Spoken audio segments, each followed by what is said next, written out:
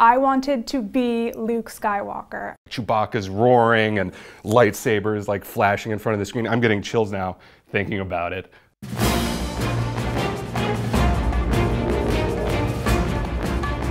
In a lot of ways for my generation, especially people who didn't watch them really young, you kind of just absorb Star Wars by osmosis for a long time. So I realized I was like, I know these quotes, I know these references. The most iconic image that I remember from like a very young age is the hyperspace thing of the stars through the window all stretching out as they shoot into hyperspeed. I was probably about 11. My dad had just got a new DVD player and he got a box set of the original trilogy. And I think we just sat in the basement and watched like all of them in one day. I went and saw it with my aunt and my cousins and my younger sister, and it was kind of like this bonding experience. I was instantly hooked. I loved the character designs, the whole simplicity of just good versus evil. The Force is with you, young Skywalker. What I loved about it when I first watched it was just Luke Skywalker. I wanted to be Luke Skywalker. I was from a very rural town, like I grew up down the road from a cow farm, and this kid who grew up on a moisture farm finds out that he has this amazing knightly magical destiny and gets to go in spaceships and like space fence a bunch of like crazy old people.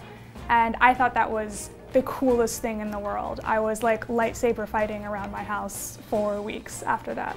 I always liked Luke more than Han, although cool people like Han Solo, but you identify with Luke. Luke is like the boy next door, he's the everyman. He's this, honestly, just a goof dummy of a farm boy who gets caught up in this insane galactic adventure, and that's what you identify with if you're me, a little boy from the middle of the country somewhere.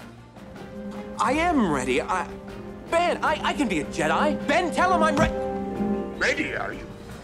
Of course, you know, as you get older, you realize there's more political and philosophical aspects to Star Wars, but at its core, it's really good versus evil, and that's just such a basic storytelling concept that when done correctly, it's very gripping.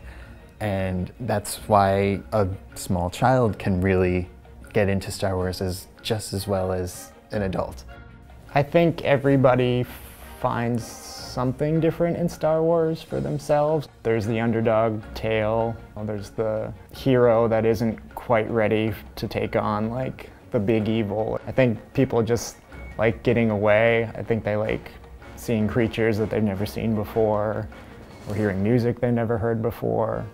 These movies, it doesn't really matter what the characters are or look like, or whether they're human or Wookiees or whatever.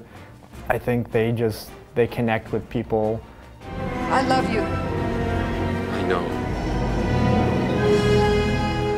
That is why it's so easy to latch on to this property and these stories, is because, yes, they have the outlandish and the fantastical, but they have a human heart and a very sympathetic heart at the core of them. It is that classic hero story. It's such a different twist on it. It looks different from anything we've ever seen or probably will see. You know, we're never going to visit these planets really, or wield a lightsaber, as sad as that is. And I think that's maybe what makes it endure so well, is that was a crazy and exciting story in the 70s, and it's a crazy and exciting story now. It will probably continue to be a crazy, exciting story when all of us like take our kids to go see the episode 12 in theaters or something, and I'm okay with that. Also lightsabers. How can you not want colorful laser swords in your life? That's just the coolest idea anyone has ever had in the history of ideas.